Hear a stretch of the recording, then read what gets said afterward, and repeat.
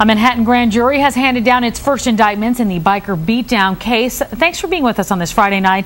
I'm Tamsin Fidel. And good evening, everyone. I'm Scott Stanford. Now, 8 people have been arrested, 7 were charged, and now 3 bikers have been indicted in the road rage attack on an SUV driver. 2 more have been asked to testify before the grand jury. Greg Wright, Reginald Chance were told about their indictments today. Chance is the guy who was allegedly caught on video smashing his helmet through the window of that Land Rover.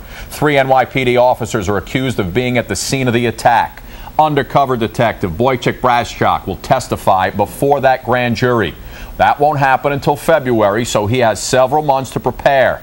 As for the driver of that SUV, Alexander Lien will apparently not testify before the grand jury.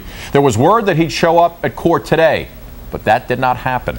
Well, there are definitely a lot of moving parts and pieces in this case, and everybody's got their own side of the story, and everybody blames somebody else. Well, Pix 11's Arthur Chan took it upon himself to make sure you know who's who and what's what in all of this. He is live right now in Lower Manhattan with the story for us tonight. Hi, Arthur.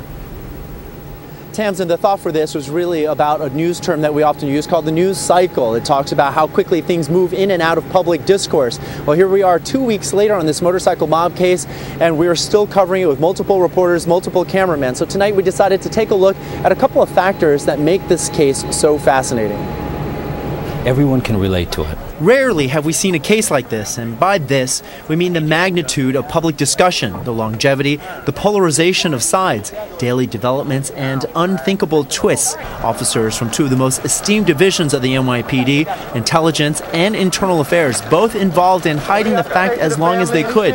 The coverage continues even though the mayor has had no opinion to share on the subject, and the police commissioner has been tight-lipped. I'm not going to talk about the specific details. For some of us reporters, there's something else that's fascinating, call it mob mentality or group dynamics. But the motorcyclists seem very brave that Sunday, breaking all kinds of laws and acting like, well, people we wouldn't be proud to call our friends. Enough so to go however many against one, beating a guy senseless. Tough then, but once arrested, the most meek and speechless defendants around, with lawyers offering all kinds of fantastic explanations. Even if his motorcycle slowed down, he had absolutely nothing to do with what happened with this gentleman. Now, Reginald Chance, a.k.a. Motorcycle Helmet Guy, was not meek, but he too pleaded not guilty. The common theme here, we did what we did because Alexander Lien did what he did first, is the common defense, followed by, but not guilty of what I'm accused of doing. The logic defies. Case in point, Christopher Cruz, who in this video pretty clearly gets in front of the SUV, looking back, rapidly decelerates, now saying he did no such thing. He was looking around for his friends and might have taken his hand off the throttle a little. And the genius who posted the video to begin with now says it stops right before the beating because that's when the battery died, that very precise moment. Yeah, of course. This case has been driving us to wit's end, so we sought counseling from Dr. Buzz. They hold the victim to a higher level than they hold to themselves. It's still this idea of I was caught, I didn't do anything, and it's almost like you're gonna go down fighting. You're gonna just reach for anything you can because it's just not in your personality to admit that you were wrong.